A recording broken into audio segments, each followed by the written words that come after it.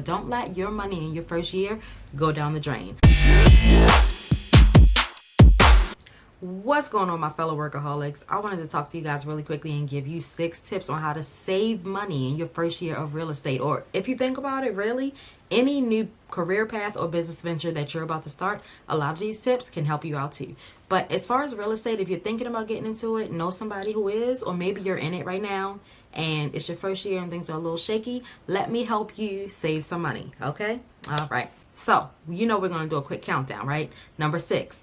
Wait and learn. Okay, what I mean by that is wait, pump your brakes, and see what you actually have to pay for. Learn the things that are vital for your business right now and things that can wait later on down the line. You don't have to rush and jump into everything that you see everybody else doing right away, because that's the fastest way, I think, to lose all of your money that you have saved up when you came into this career. Okay, that brings me to number 5. When it comes to lockboxes, you do not need a lockbox right away. Chances are when you get your real estate license, you do not have a bunch of listings lined up where you need to go ahead and put lockboxes on homes. So you can wait for a lockbox.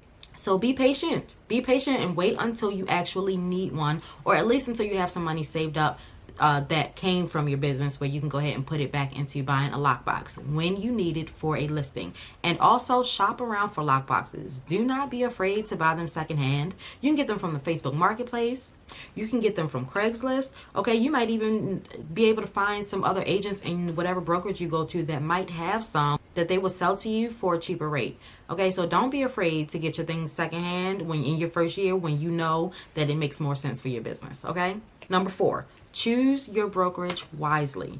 A lot of these brokerages have so many unnecessary fees, or what we think are unnecessary fees, and it might be necessary to some people. For example, where I'm at, there are some fees, and I think that it makes sense because there are more important things there that I don't want to be without. So if that's the way that you feel and you're okay, like you can justify the fees, then do it. But if you can't justify the fees, do not be afraid to shop around brokerages too. Interview with multiple ones. See what it is that you're paying for when you actually go there. If it doesn't make sense, then go to a place that does make sense for you.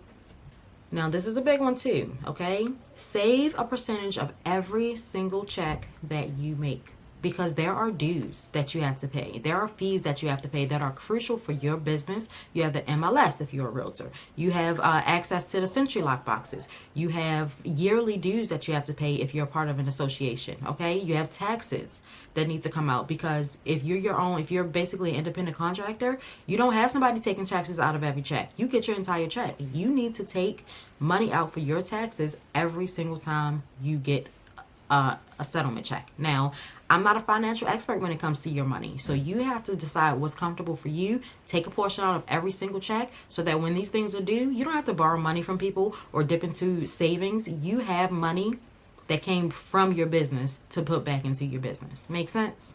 Okay. Number 2. Now, I know a lot of people say this, but hear me out. Pack your lunch. Okay? This is where it gets a little bit different for me. I'm not going to tell you pack your lunch every day.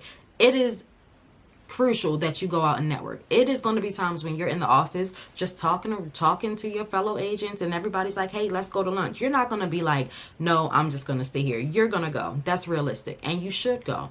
A lot of those times, getting out there, being in that environment, getting your blood pumping, being around other people that are like you in your industry is important. And you're going to spend a few dollars for lunch here and there. But chances are that's not going to happen every single day. So when it doesn't happen, take your lunch.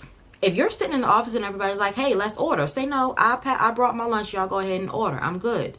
Okay. It's a big difference between going out to a restaurant and then sitting in the office. Okay. Those days when you're just in the office, take your lunch, save yourself some money, and do not be ashamed. It's called being financially responsible. Like, who's not going to respect that? Come on. All right. And then the number 1 way that I think that you will save money in your first year. Okay. Avoid tolls. We do a whole lot of driving. And I know that especially in the first year, we're so excited to get up and get going and show people houses. Okay. Like when we get a phone call, we just jump. We just go. We're like, yeah, absolutely. We'll handle everything else later. Let's go see this house. I'm not going to tell you not to do that. A lot of us have done it. We've been there. Okay. So what you can do to save yourself some money is take the scenic route.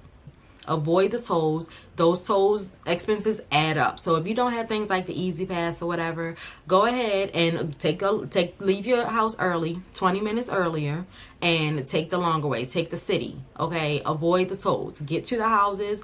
First of all, line those houses up pretty much in the same neighborhood, so you don't have to be doing a whole lot of unnecessary driving.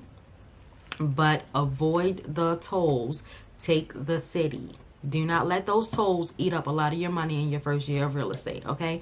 I hope that these tips helped you out. I hope that you're able to save some good money and put that money back into your business, your marketing, your savings account, whatever. But don't let your money in your first year go down the drain. I will talk to you guys in my next video. Have a good one.